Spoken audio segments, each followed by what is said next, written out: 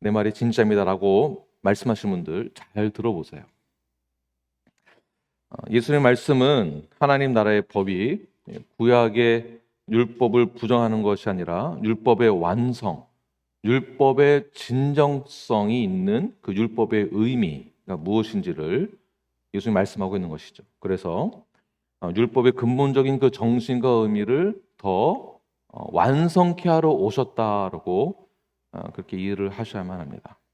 여기서 완성케 하러 오셨다라는 것은 완성케, 완전케라는 뜻은 채우다라는 뜻입니다. 그전에 율법의 그 정신적인 부분에서 부족한 부분들을 예수님께서 오심으로 더 완벽하게 채우신다라는 의미에서 오늘 본문의 말씀은 뒤를 이어 오늘 첫 번째 맹세하지 말라라고 오늘 예수님께서도 말씀하고 계시는데요. 33절 말씀을 함께 읽겠습니다. 시작. 또 옛사람에게 말한 바 헛 맹세를 하지 말고 내 맹세한 것을 주께 지키라 하였다는 것을 너희가 들었으나, 자, 너희가 들었으나, 그러니까 맹세한 것을 지켜라라고 들었는데 그렇게 하지 않았다라는 거죠. 그러니까 듣고 행하기는 하는데 온전하게 행하지 않았다라는 것입니다.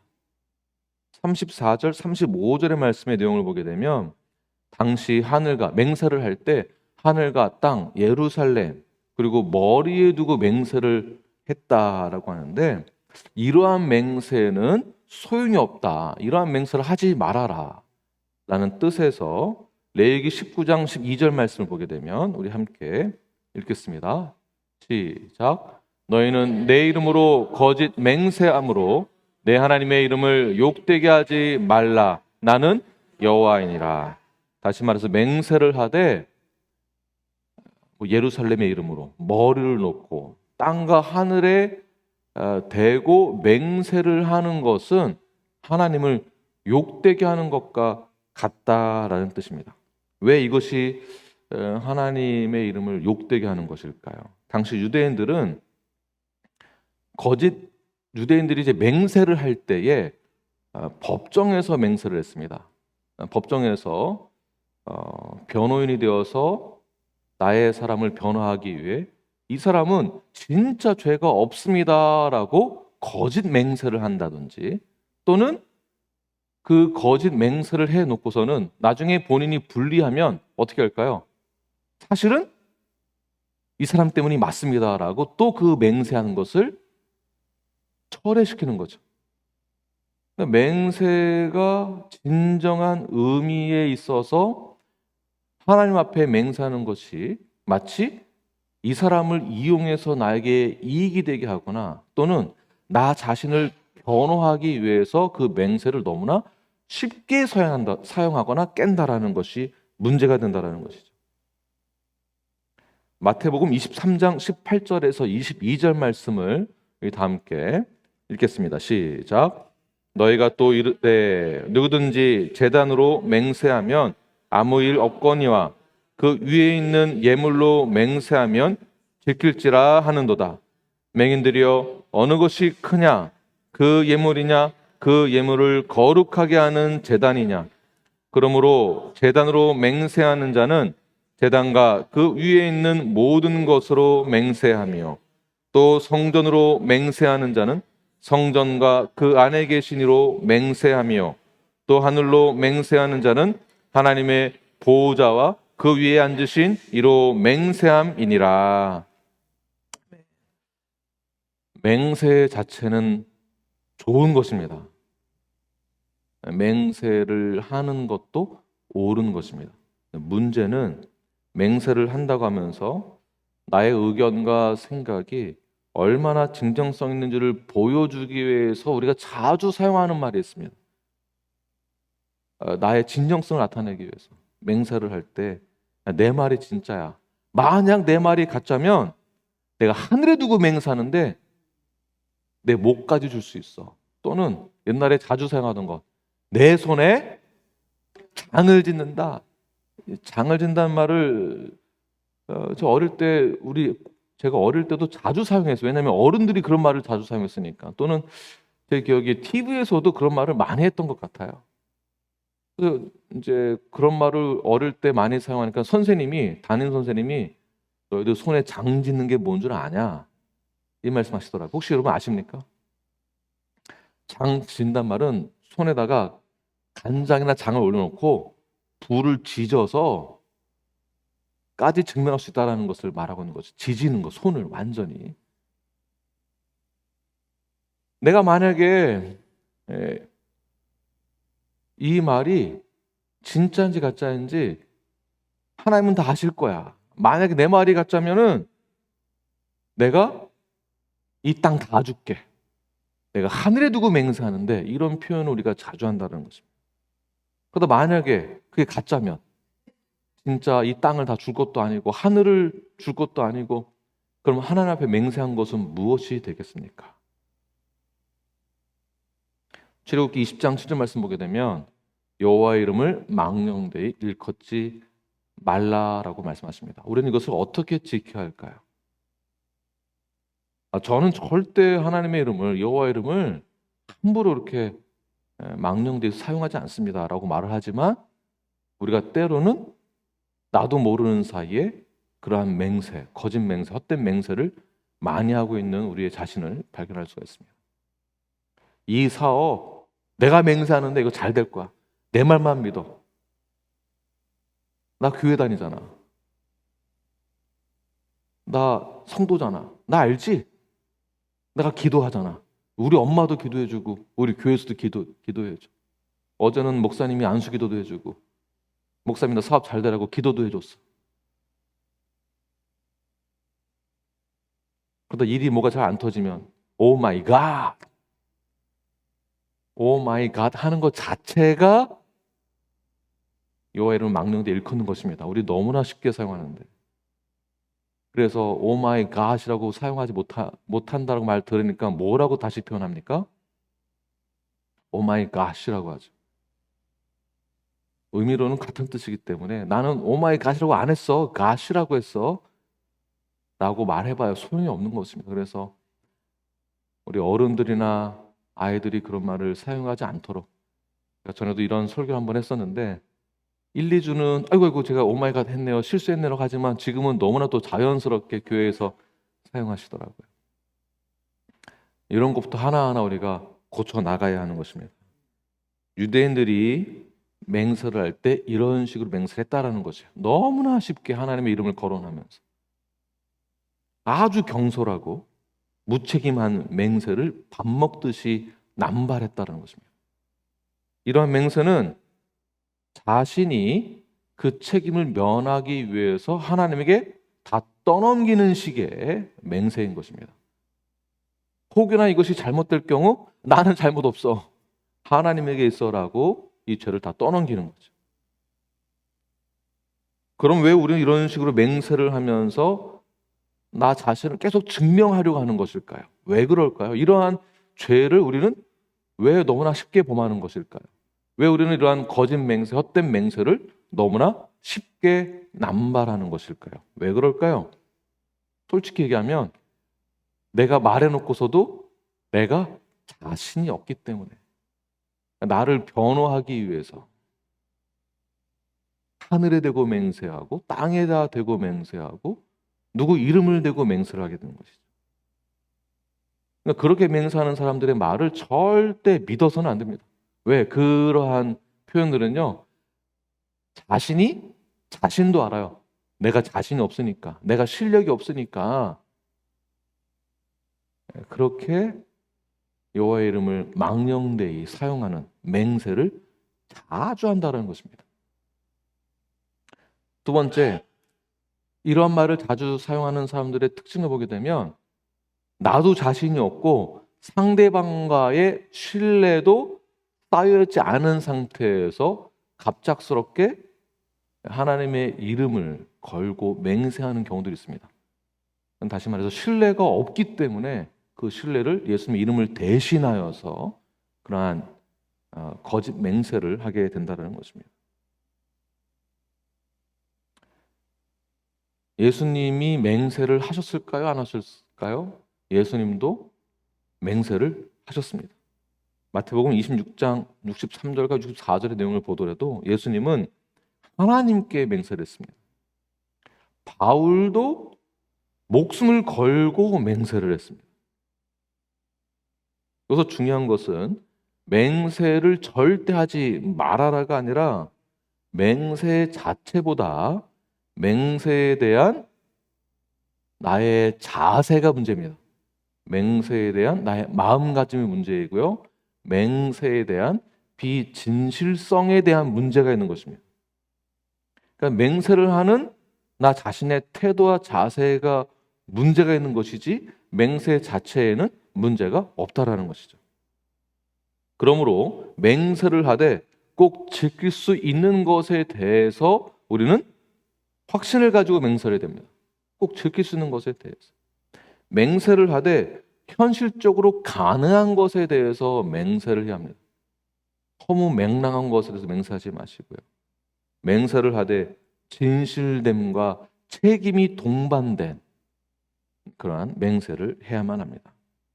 유대인들은 그러나 이렇게 맹세하지 않고 함부로 하나님의 이름을 대고 맹세를 하면서 하늘을 두고 맹세를 하면서 너무나 쉽게 이 맹세를 하고 너무나 교묘하게 이 맹세를 깼다라는 것을 꼭 기억하십시오. 이와 마찬가지로 언약도 동일하게 생각하셔야 됩니다. 언약. 만약에 이 언약을 너무 쉽게 남발함으로 언약을 가볍게 만드는 모습들이 교회 안에서 있어서는 안 됩니다. 언약뿐이겠습니까? 멤버십도 마찬가지입니다. 멤버십을 너무나 쉽고 가볍게 여기기 시작하는, 그러니까 멤버십을 너무나 쉽게 오픈 멤버십으로 남발하다 보니까 누구나 다 멤버가 될 수 있다면 나도 멤버가 될 수 있다라는 식으로 멤버가 돼서 함부로 멤버십에 대해서 인식하게 되고 멤버십을 쉽게 깨거나 멤버십을 가볍게 여김으로 인하여서 교회에 하나님의 몸된 공동체, 예수 그리스도의 몸된 연합의 공동체의 의미와 내용을 격화시키는, 가볍게 여기게 만드는 그러한 일들이 교회 안에서 얼마나 많이 있습니까?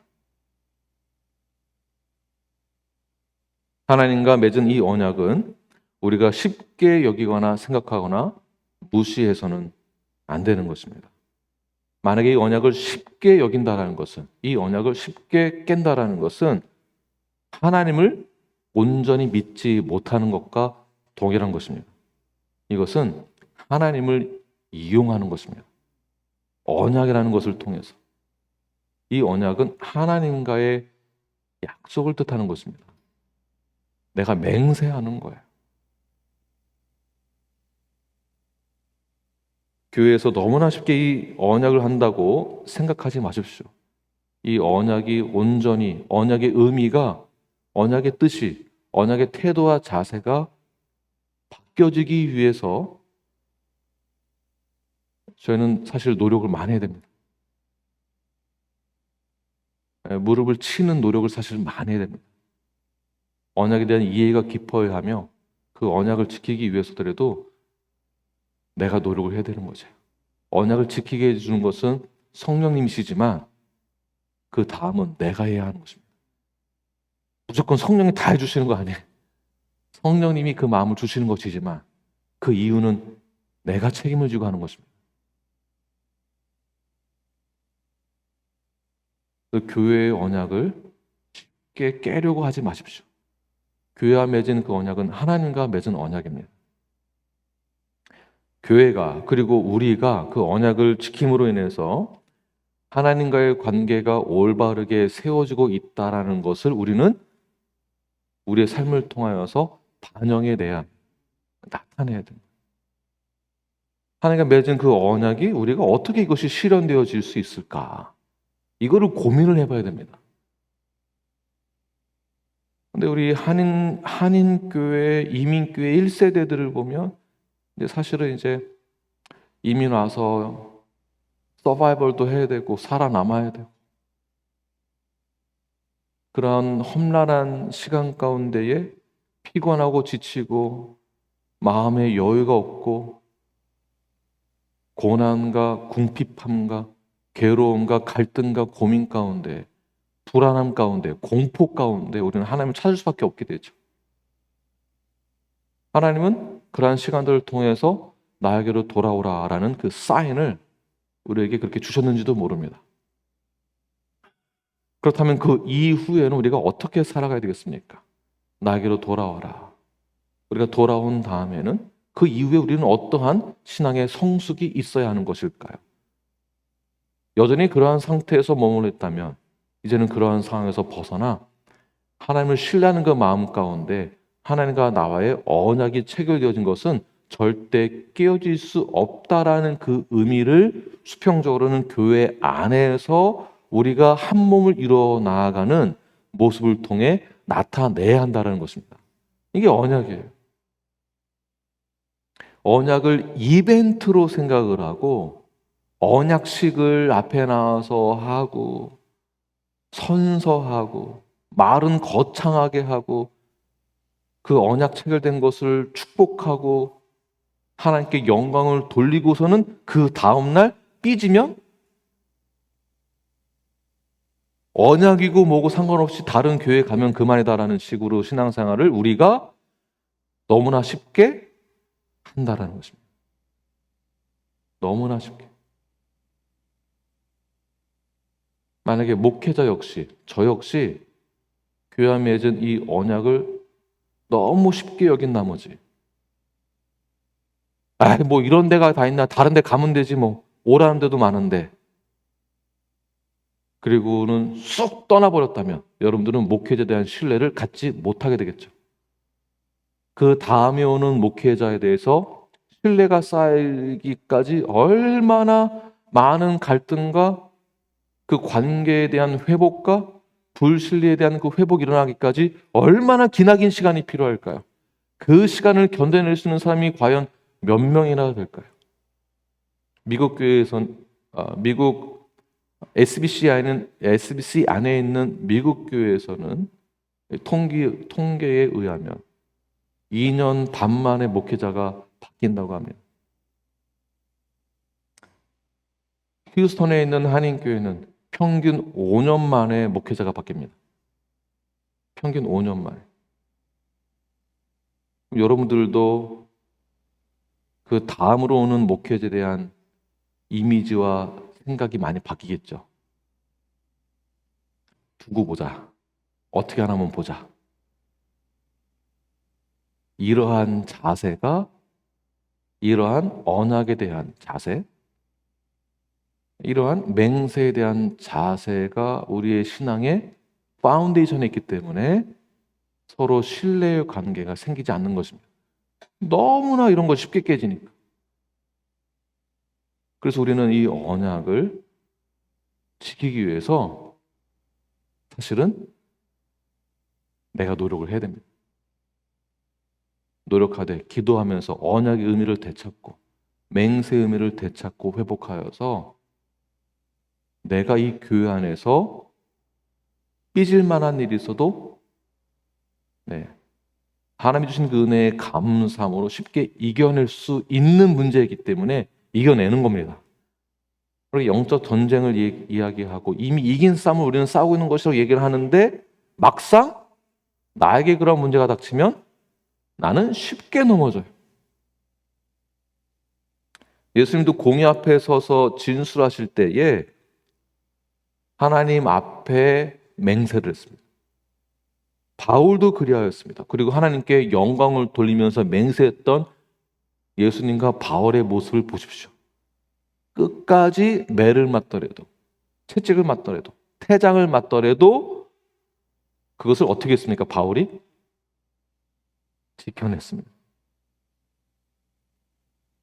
예수님도 땀이 핏방울로 바뀌기까지 고통과 공포 가운데 있을 때 포기할 수도 있을 법하지만 그러나 하나님의 뜻이여거늘 그 말씀에 순종함으로 그 약속을 지켜내는 것입니다. 이게 언약이에요. 이제 내년이 되면 제가 1월 14일로 2024년 14일로 죄송합니다. 2024년 1월 14일로 멤버십 리뉴얼을 한다라고 공표하였는데 멤버십 리뉴얼 안에는 언약이 포함되는 것입니다. 이 언약을 너무나 쉽게 생각하지 마십시오. 더 나아가서 우리는 이미 하나님의 자녀가 되었다는 그 사실, 이것은 1대1과 하나님과 나와의 1대1의 관계, 즉 수직적인 관계에 있어서는 하나님의 자녀가 된 것은 맞습니다. 그러나 수평적으로는 하나님은 형제 자매로서 공동체를 하나로 묶어주셨습니다. 연합시켜 주셨습니다. 우리는 그 약속을 지키기 위해서 인내해야 하는 것이죠. 그 약속을 지키기 위해서. 하나님도 우리를 회복시키기 위하여서 참으시고 또 참으시고 우리가 돌아오기까지 인내하시고 우리가 돌아오기까지 기다리시며 사랑으로 국률함으로 인내하심으로 자비로우심으로 우리를 위해 그 언약 체결된 것을 끝까지 지키신 분이 바로 하나님이십니다. 우리는 그런 하나님의 은혜를 받은 하나님의 백성, 자녀가 되었습니다. 하나님이 우리를 향한 그 마음이 얼마나 크다라는 것을 우리는 깨닫게 되었습니다. 수평적으로는 교회도 마찬가지입니다. 저도 마찬가지입니다. 성도분들이, 여러분들이 우리 하나의 신앙 고백을 통해서 한 몸을 이뤄 나아가기로 결정했다면, 신앙 고백을 했다면, 내가 주님을 나의 구주로 영접하고 믿는다고 했다면 수평적으로는 우리가 형제요 자매, 하나님의 가족이 된 것입니다. 이 언약이 깨지지 않도록 저 역시, 우리 목회자 역시 여러분들을 위하여서 기도하고 있습니다. 인내함으로, 오래 참음으로 하나님의 공의적 속성이 우리에게 주어진 것처럼 교회에서도 저도 여러분들을 위하여서 기도하고 있습니다. 교회 모두가 기도하고 있습니다. 무엇을 위해서요?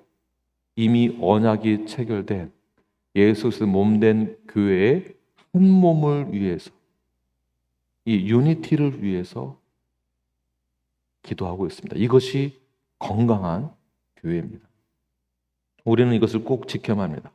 지금까지 언약과 공동체 그리고 이 맹세, 멤버십을 가볍게 여기고 성도로서의 약속을 쉽게 여겼던 부분이 있다고 한다면 오늘 시간 이후부터는 우리가 하나님을 신뢰하면서 나아가는 것처럼 우리가 이제는 형제와 자매를 이미 우리는 한 몸이 됐습니다. 이것을 신뢰하는 거예요.